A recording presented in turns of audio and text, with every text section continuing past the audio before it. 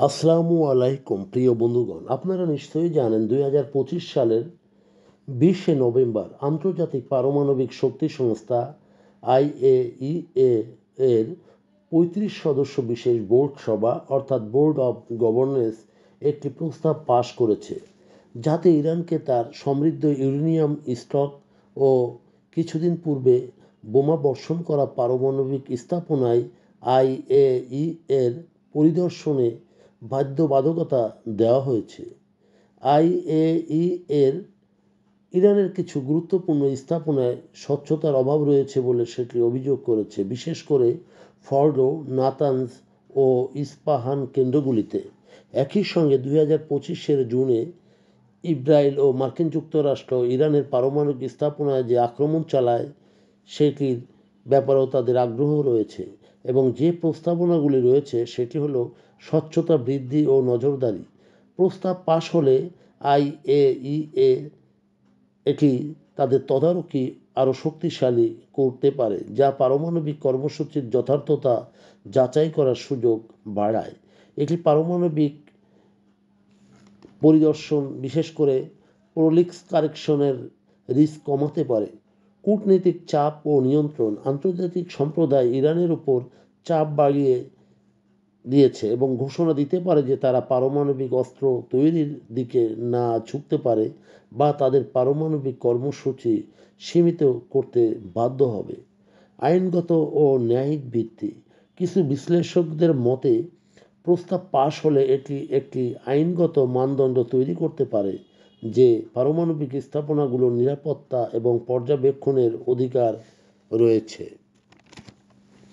ঝুঁকি ও ক্ষতিকারক সম্ভাবনা, সেটি যা রয়েছে ইরানের প্রতিহিংসা ও প্রতিক্রিয়া। ইরান ইতিমধ্যে উল্লেখ করেছে যে তাদের প্রস্তাব পাশ হলে তাদের সহযোগিতা কমিয়ে আনা হতে পারে। পাশাপাশি তেহরান হুমকি দিচ্ছে যে তারা যুক্তরাষ্ট্র বা অন্যান্য মিশ্র প্রতিপক্ষকে তাদের পারমাণবিক সক্ষমতাকে প্রতিরক্ষা হিসেবে ব্যবহার করতে পারে। নিয়ন্ত্রণ হারানো, IAEA এর পরিদর্শনে বাধা দেওয়া বা প্রবেশাধিকার সীমাবদ্ধতা ইরানকে তার পারমাণবিক কার্যকলাপ গোপনভাবে সেটি চালিয়ে নেওয়ার সুযোগ দিতে পারে। বিশেষত পূর্বে বোমা বর্ষণ করা স্থাপনগুলোতে পুনরায় অ্যাক্সেস বাধাপ্রাপ্ত হলে সেখানকার ইউরেনিয়াম স্টক ইনভেন্টরি পরিচালনায় অস্পষ্টতা থাকতে পারে। আসলে এটি সংবাদ সংস্থা এপির মতে IAEA এর কিছু স্থানে গত কয়েক মাসে কন্টিনিউটি অব নলেজ হারিয়েছে, অর্থাৎ ইরানের সমৃদ্ধ ইউরেনিয়াম সম্পর্কে কোনো স্পষ্টতা নেই।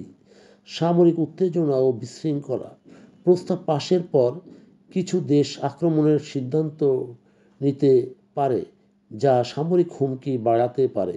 এতে করে ইরান তার প্রতিরক্ষামূলক পদক্ষেপ নিতে অগ্রসর হতে পারে।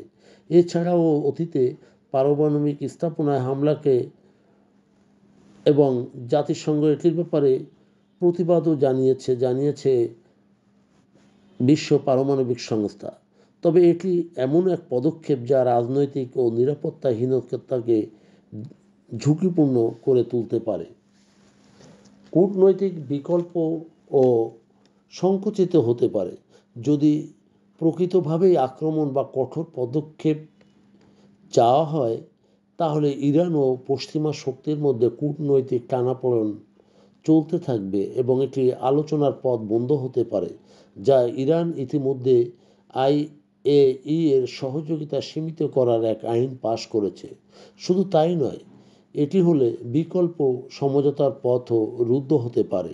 প্রিয় বন্ধুগণ, যদি আমাদের এই তথ্য গল্প আপনার ভালো লাগে তাহলে লাইক এবং শেয়ার দিন, এবং আজ আমাদের সঙ্গে থাকার জন্যে ধন্যবাদ। আমাদের ফলো দিন এবং সাবস্ক্রাইব করুন।